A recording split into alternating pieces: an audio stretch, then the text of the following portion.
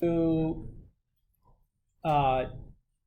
talk about the test format and the test date, review like the due dates on some stuffs, take some questions from homework or whatever, do the homework quiz, and then you guys have the remainder of the time today to work on. I have a Delta Math assignment set up that you could start on, or if you'd rather wait and do that later, you could do that later and work on, the problem set or whatever.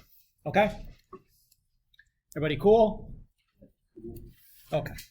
So we'll start with the test description. So I have that here typed out in the OneNote for today. So the test description, we have 4 questions on converting between degrees and radians or vice versa. What's the conversion that we use? Pi over 180 goes from degrees to radians. And we'll do 180 over pi to go from radians to degrees, right? So just reciprocal. Should be easy to remember because you just line up the units, right? What's the unit on the 180? Degrees. So you just line up that unit so that it cancels out.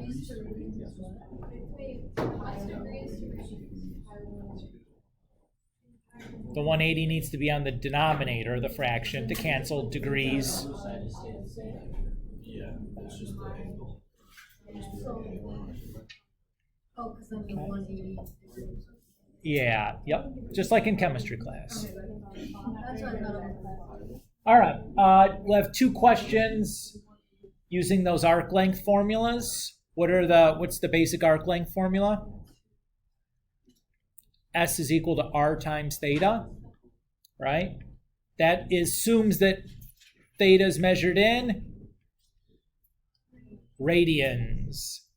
If I have my theta in degrees, I can either convert my angle to radians first and then plug it into S equals R theta, or I could use the degree version of the same formula, which is S equals R times theta times 180 over pi.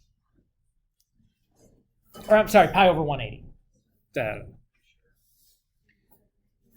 You'll have 2 questions. We're asking you to use a right triangle to write the 6 trig ratios. So you should know the right triangle definitions of sine, cosine, tangent, cosecant, secant, cotangent. I have 1 question where I ask you to write the six trig ratios using points on the terminal side of a standard position angle. So you should know the 6 definitions that way, right? Y over R, X over R, Y over X, etc. This was in the notes. Don't look at me like I'm a crazy person. We're talking about these guys right there. Oops. We did right at the start of section 2.4. Those definitions. That's what you're using. That's what I'm talking about. 1 question where I ask you to find the exact value for a trig ratio given information on other ratios. That's like the last couple of problems from the problem set, like 59, 60. And I think those pop up here on worksheet 1 as well. Yeah, there's some more practice at the end of worksheet 1. And then 2 questions using the unit circle to evaluate a trig function. So you also need to know your unit circle definitions for sine, cosine, tangent, etc., which were right here.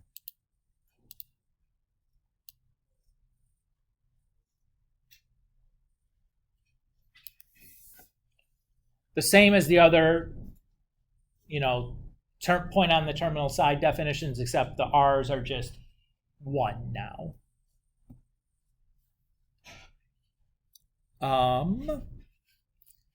Any clarification questions about my test description here? We know what I'm talking about when I talk about these kinds of questions. Okay. So to recap here, due dates for Sunday, you guys should have for me 1 through 44. For next Sunday, you guys should have 45 through 60, worksheet 1, and the review. And then in between there, 9/29, that's the test. What day is 9/29? That's got to be like Thursday. That sounds right. So that's our upcoming due dates. Is everybody cool? Where, if you forgot this, where could you find it all? My Notre Dame, right? If you look at the calendar of or the grade book or whatever, you should see it all in there, right? Everybody's cool? Clear on what's due when? If you're ever in doubt, go ahead and look at the assignments on My Notre Dame. I try to make sure I do a good job of keeping that stuff up to date.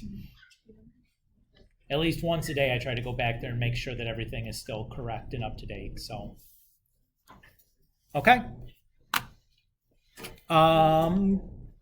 Cool. Homework questions or just general questions or what if questions, anything. Go.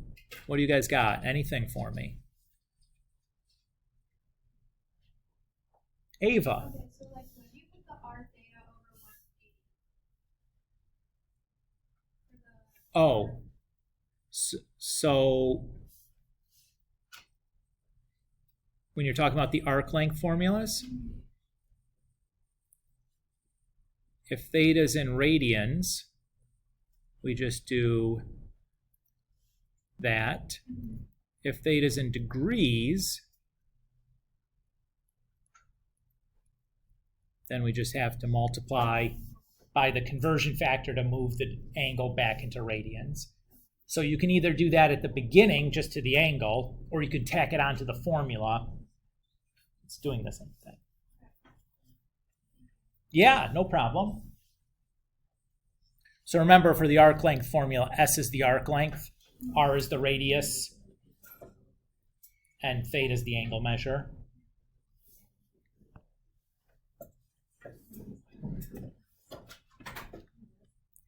Others can be clarification like that, or it can be specific homeworks or whatever you've been working on. Happy to do some more if you guys got some more. Ava? Okay, this might be like a discussion, but if you're finding radians, then does your calculator have to be radians? So the mode of your calculator only matters if you're using like sine, cosine, etc. So unless you're doing, like if you're just doing like pi over 7 times 180 over pi, mode doesn't matter. Okay.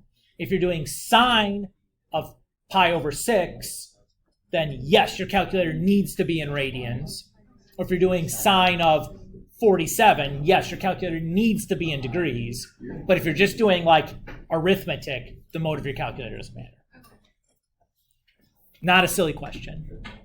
Like an important clarification question. Make sure you know how to use your calculator. So right now, right now it doesn't matter.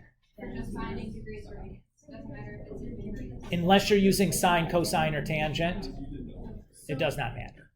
When you're finding like a side length, like you know, when like you're finding like the side length, like AB, you know, of a triangle.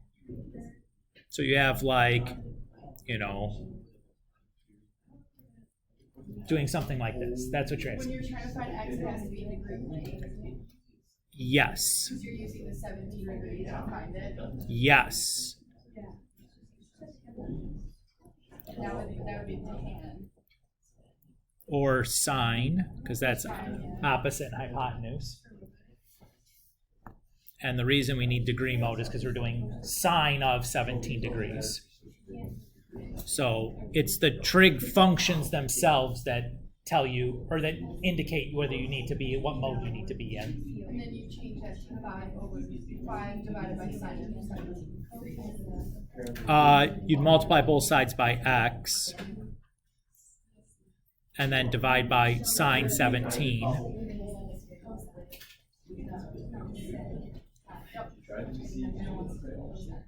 And then it's calculator time.